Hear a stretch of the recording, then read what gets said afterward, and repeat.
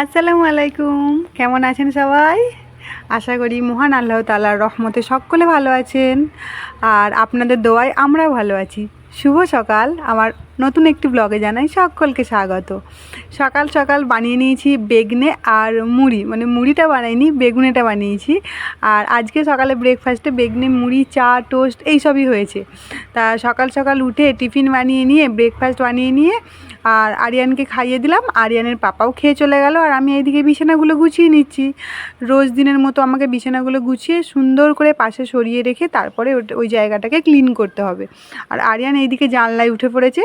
জানালায় উঠে ও একদম সুপারস্টার, ভাবছে আমি একদম দারুণ কিছু হয়ে গেছি। আবার নামছে, আবার উঠছে, ওই করছে, আর আমাকে কাজ করতে দিচ্ছে না। কি করা যায় বলুন তো? এর উপায় কি কিছু আছে? আমাকেই ওঠাতে হচ্ছে, আমাকেই নামাতে হচ্ছে, তাহলে কি করে আমি কাজ করি? আর এদিকে আমি বাড়িঘর সব ভালো করে ঝাঁট দিয়ে নিচ্ছি, কারণ আমি মুছবো।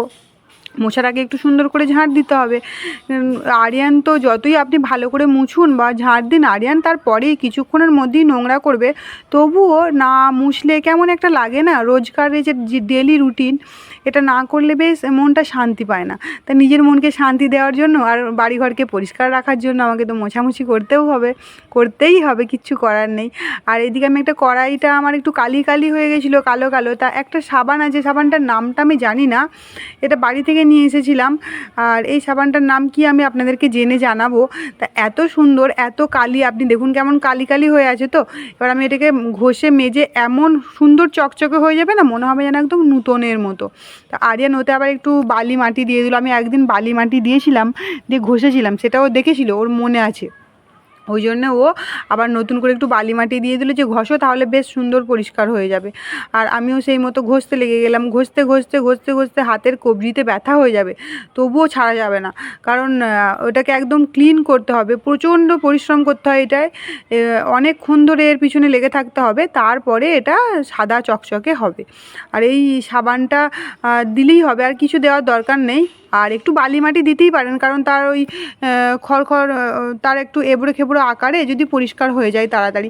তা আপনাদেরকে দেখাচ্ছি, দেখুন দেখুন কেমন হয়েছে, দেখুন চকচকে হয়ে গেছে না? একটু আগে কেমন ছিল বলুন তো, আর এখন কেমন লাগছে? দারুণ লাগছে না? একটু পরিশ্রম করলে যদি এরকম সাদা হয়ে যায় তাহলে তো ভালোই। আর এই কড়াইয়ের মতো যদি মানুষের মনগুলোকে মেজে মেজে পরিষ্কার করা হতো, তাহলে এই পৃথিবীতে আর যুদ্ধ থাকতো না, দ্বন্দ্ব থাকতো না, হিংসা থাকতো না, তাই না? তা আরিয়ানের ভাত চাপিয়ে দিয়েছি, আর এদিকে পানিও চলে এসেছে। আরিয়ানের জন্য ভাত ডিম সিদ্ধ করছি, আর পরে আমি তরকারি করব যখন, সেটাই আরিয়ান খাবে দুপুরে। আর 10টার সময় তো একটু রুটি খাইয়ে দেবো ওকে, তাহলেই হয়ে যাবে। আর আমি কলসিটাতে রোজই পানি ভরে রাখি, কলসিটাতে ঠান্ডা থাকে, আমাদের কাছে তো ফ্রিজ নেই। তা ফ্রিজের পানির থেকে এই কলসির পানিটা খেয়ে কিন্তু কোনো অসুবিধা নেই। ফ্রিজের পানি খেলে আপনার ঠান্ডা লাগতে পারে, কিন্তু এই কলসির পানিটা খেলে ঠান্ডা ঠান্ডা লাগার কোনো রকমের কোনো সম্ভাবনা নেই, পুরো একদম ন্যাচারাল যাকে বলে। আর তারপরে কাজ টাজ করে আমি এবার ঘরের কাজটাগুলোকে ফেলতে যাচ্ছি। এই আমগুলো জানেন, যেটা প্যাকেটে দেখতে পাচ্ছেন, এই আমগুলো বাজার থেকে নিয়ে এসেছিলাম। যে আমগুলোর অনেক কিছু আইটেম বানাবো, চাটনি ফাটনি। তা গরমে, এত গরম, এরকম চিকচিকিতে ভরে রেখে দিয়েছি। হলুদ হয়নি, কিন্তু আমগুলো সাদাতেই একদম তলতলে হয়ে গেছে, যেগুলো কোনো কাজে লাগবে না, শুধুমাত্র ওই রেখে দিয়ে ঘরে শুধু শুধু জায়গা জোড়া। সেই জন্য আমি নিয়ে এসেছি ফেলবো বলে। আর আরিয়ান সেগুলো কেরামতি করে কেমন ফেলছে দেখুন। আর আমি যেই চিকচিকিগুলো বা কাগজগুলো ফেলেছি, ওগুলো পুড়িয়ে দেবো, কারণ এখানে যে যার ফেলে পুড়িয়ে দেয়। তবে ওই ব্যাচেলার যারা থাকে পাশেতে, ভাড়া থাকে, তারা না এই পোড়ায় না, ফেলে দিয়ে চলে যায়, ফেলে দেয় চলে যায়, এরকমই করে প্রত্যেক দিন, প্রত্যেকবার। আর আমি আর আমার আর একটা পাশে ফ্যামিলি থাকি, তারা পুড়িয়ে দিই, আমিও পুড়িয়ে দিই, আর সেও পুড়িয়ে দেয়। কারণ এখানে যে ওনার, রুম মালিক, সে বলে রেখেছে যে এখানে ফেলবে, দিয়ে ওগুলো পুড়িয়ে দেবে চিকচিকিগুলো। আর যেগুলো খাবার থাকবে সেগুলো পচে যাবে, সেগুলো সার হয়ে যাবে, আর এইগুলো তো পচবে না বলুন, চিকচিকি তো আর পচে না। আর এদিকে আস্তে আস্তে আম কুড়িয়ে পেয়ে আরিয়ানের ডান্সটা দেখে নিন একবার। বলছে আমি আম খাবো, আমি আম খাবো, আমটা কুড়িয়ে পেয়েছে। তাই একটু খুঁজে দেখতে না আর একটা আম দেখতে পেয়েছি, ওকে বলতেই ও এমন ছুটবে দেখুন। ও আবার একটা আম দেখছে, কিন্তু সেটা পচা। ওকে বলেছি, ও একদম জোর ছুট লাগিয়েছে, যদি আর কেউ এসে কুড়িয়ে নেয়।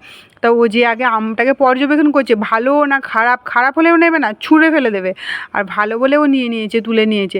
আর ভালো আমগুলো মানে কেমন খেতে, ঠিক টকও নয় আর ঠিক প্রচুর মিষ্টিও নয়, মিডিয়াম যাকে বলে। আমার জন্য ভালো, কারণ যে টক খায় তার জন্য ভালো।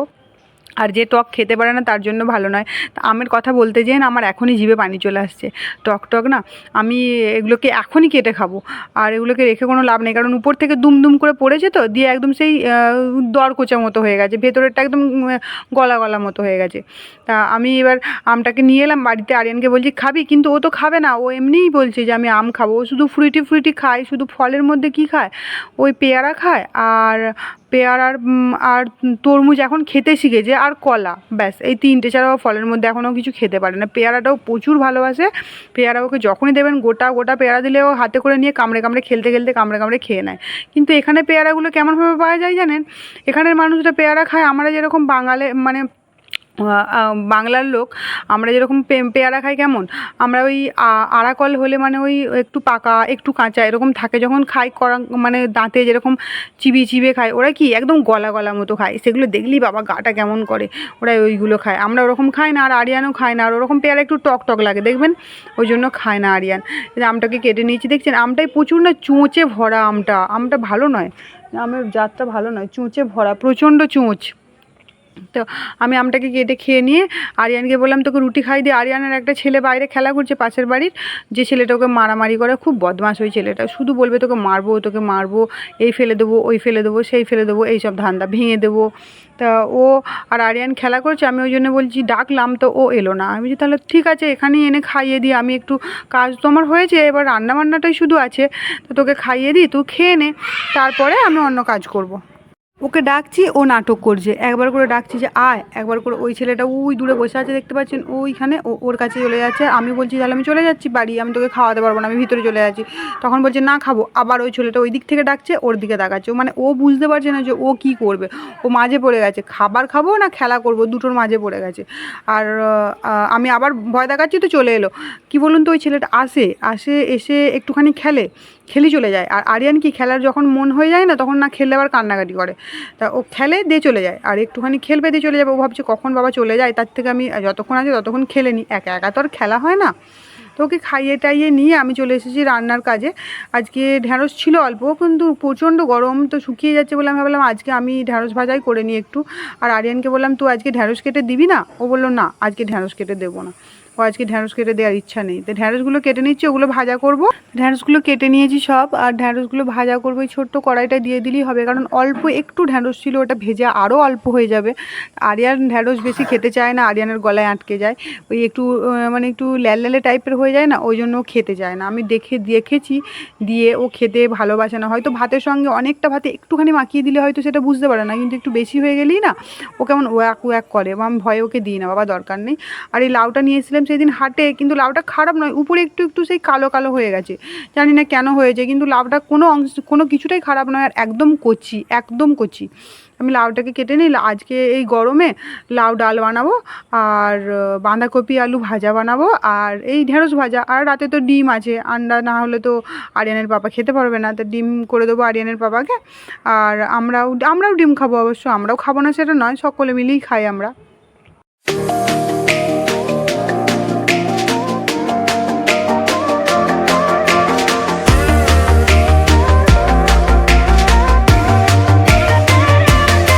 তো সেটাই ভাবছি কোন ডাল দিয়ে বানাই, মুগ ডাল না তুয়ারের ডাল না মুসুরের ডাল, কী ডাল দিয়ে বানাই। তো ভাবলাম যে না মুসুরের ডাল দিয়েই বানাই, কদিন ধরে তুয়ারের ডাল দিয়েই বানাচ্ছি, তা আজকে মুসুরের ডাল দিয়ে খেয়ে দেখি। আর মুসুর ডালটা ভাঙা কিন্তু খুব সুন্দর সিদ্ধ হয়, দারুণ সিদ্ধ হয়। আপনি কড়াইয়ে দিন বা প্রেসারে দিলে তো হবেই, সেটা তো বলার কথা নয়, কিন্তু কড়াইয়ে দিলেও দারুণ সুন্দর সিদ্ধ হয়ে যায়, একদম পুরো মোমের মতো গলে যায়। তা আমি লাউগুলো আর ডালটা ভালো করে ধুয়ে নিয়েছি একসঙ্গে, সেটা প্রেসারে দিয়ে দিলাম কুকারে। আর এটা একটুখানি নুন দিয়ে দিলাম, একটুখানি হলুদ, আর অল্প একটু লঙ্কার গুঁড়ো দিয়ে দিলাম। লঙ্কার গুঁড়োটা আমি দিই, ডাল হোক বা যাই হোক অল্প যা একটুখানি জাস্ট। আর এইদিকে পানিও একটু দিয়ে দিলাম পরিমাণ মতো যতটুকু লাগবে। তাই এবার আমি ওই কড়াইটাকে সরিয়ে দিয়ে এটাকে চাপিয়ে দিই, নাহলে অনেক দেরি হয়ে যাবে। দেরি হয়ে গেলে তো আবার আরিয়ান খাওয়ার জন্য কান্নাকাটি করবে না, আরিয়ান মোবাইল দেখার জন্য আবার বেশি করে খিদে পায়, ভাত খাওয়ার জন্য কতটা খিদে পায় আমি জানি না। তা আমি এগুলো কেটে রেখেছিলাম যে ভাজবো, তার মধ্যে দেখি গ্যাসটা শেষ। কী কাণ্ড বলুন তো, দুপুরবেলায় গ্যাস শেষ, আমি ছেলেকে কী খাওয়াবো? ভাগ্যিস আমি ভাত আর ডিম সিদ্ধটা করে নিয়েছিলাম, আর সকালের একটু আমার তরকারি ছিল, যেটা আরিয়ানের পাপাকে সবজি বানিয়ে দিয়েছিলাম, সেটা আমি একটু রেখে দিয়েছিলাম রুটির, আমিও তো রুটি খাই দুপুরে, তো আমি রেখে দিয়েছিলাম, সেটাই একটু মাখিয়ে নিলাম অল্প। ওটা তো আবার ঝোল টোল কিছু নেই, তো ওটাই ফুলকপি আলুর তরকারি আর ডিম, ওটাই মাখিয়ে ওকে খাইয়ে দিলাম। তারপরে গ্যাসওয়ালাকে ফোন করেছিলাম, আর উনি বললেন যে কিছুক্ষণের মধ্যে আসছেন, কিছুক্ষণের মধ্যে আসবো বলে আর আসেইনি, সেই অনেকক্ষণ পরে এসেছে, যতক্ষণের মধ্যে আমাদের খাওয়া দাওয়া হয়ে গেছে 2টোর পর। তাহলে 2টো পর্যন্ত কি ছেলেটা ওয়েট করতে পারে? আর আমি প্রথমবার উনি এসেছিলেন, তো আমার অ্যাড্রেসটা ঠিকঠাক আমি বলতেও পারছিলাম না, আর উনি ঠিক বুঝতেও পারছিলেন না, তাই আমি রাস্তায় যে আবার দাঁড়িয়ে থাকতে হয়েছিল। এলো, ঘরে এসে লাগিয়ে দিয়ে গ্যাসটাকে রেখে দিয়ে ওই পুরনো যেটা খালি গ্যাসটাকে নিয়ে পয়সা নিয়ে তারপরে গেল।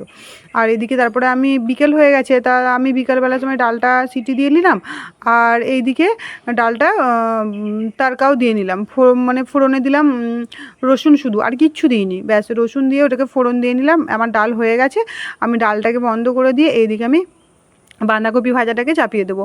আর বেশি দেরি করে লাভ নেই, বিকেলবেলার সময় রান্না বান্না করে আরিয়ানকে সন্ধ্যেবেলা একটু পড়াতে বসাই, কারণ সন্ধ্যেবেলায় পড়াতে না বসলে অভ্যাসটা না থাকলে আর একটু একটু তো শিখতেও হবে, কারণ ও লেটে কথা শিখেছে, যেহেতু ওর 4 বছর বয়স হতে যাবে, পুরো প্রপারলি ও কথা বলতে পারে না এখনও, বলে অনেক, মানে বলে সবই, কিন্তু একটা সেন্টেন্সও বলতে পারে, কিন্তু অনেক রকমের কথা আছে যেগুলো অতটা এখনও বলতে পারে না।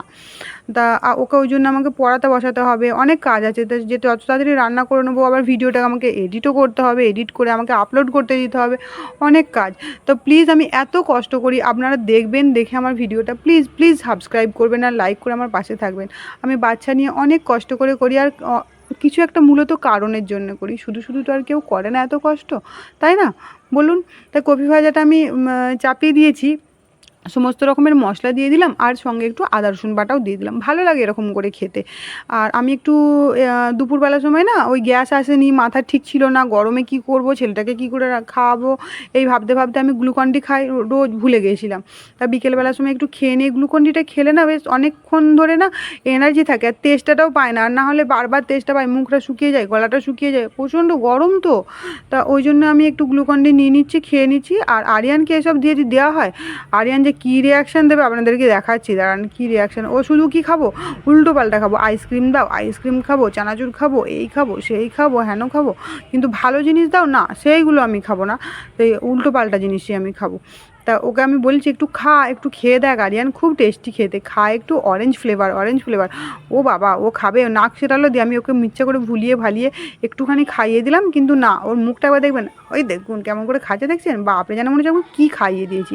তো যাই হোক, ওসব ও তো খাবে না, ওকে আমি দুধ খাইয়ে দিই, আর দুধটা গরম করে নিয়েছি, দুধটা আমাকে ফোটাতে হবে, 10টার সময় ফুটিয়েছি, প্রচণ্ড গরম, না ফোটালে খারাপ হয়ে যাবে। ওর পাপা খায় আর ও খায়, ওর পাপা আমাকে খেতে বলে, আমার অত ভালো লাগে না দুধ খেতে, ওই জন্য আমি খাই না। আর ওইদিকে আমার কফি ভাজাটা হচ্ছে, এইদিকে আমি ভাতটা চাপিয়ে দিই, তাহলে আমার কাজ কমপ্লিট হয়ে যাবে। আর কিছু কাজ আছে, ওই জামা কাপড় তোলা, ঘরটা ঝাঁট দেয়, ওগুলো তো এই কাজগুলো করতে করতেই হয়ে যাবে, তাহলে আমার কাজটা কমপ্লিট হয়ে যাবে। তো জামা কাপড়ও তুলতে চলে এসেছি, প্রচণ্ড গরম, আর এখনও ওই দিকে যা রোদ আছে কি বলবো। এই দিকটা হচ্ছে পূর্ব দিক, আর ওই দিকটা পশ্চিম দিক, তো পশ্চিম দিকে তো সূর্য অস্ত যাবে, তো প্রচণ্ড রোদ, আর পূর্ব দিকে উঠেছে বলে এখন এই দিকটায় আড়াল হয়ে গেছে। ওই যে গরুটা আছে দেখতে পাচ্ছেন, কত রোদ গরুটার দিকে। তো আরিয়ান এরকম করে মানে পশুকে খাওয়াতে খুব ভালোবাসে, ওই জন্য আমাকে বলছে যে এই খোলাটা ফেলো না, ওই গরুটাকে ডাকো, ডেকে খাইয়ে দাও। তো ওকে ডাকলাম, ও রীতিমতো চলে বলে। আজকের ব্লগটা এই পর্যন্তই, সকলে সুস্থ থাকবেন, ভালো থাকবেন, দেখা হচ্ছে পরের একটি নতুন ব্লগে, ততক্ষণের জন্য সকলকে জানাই খুদা হাফিজ।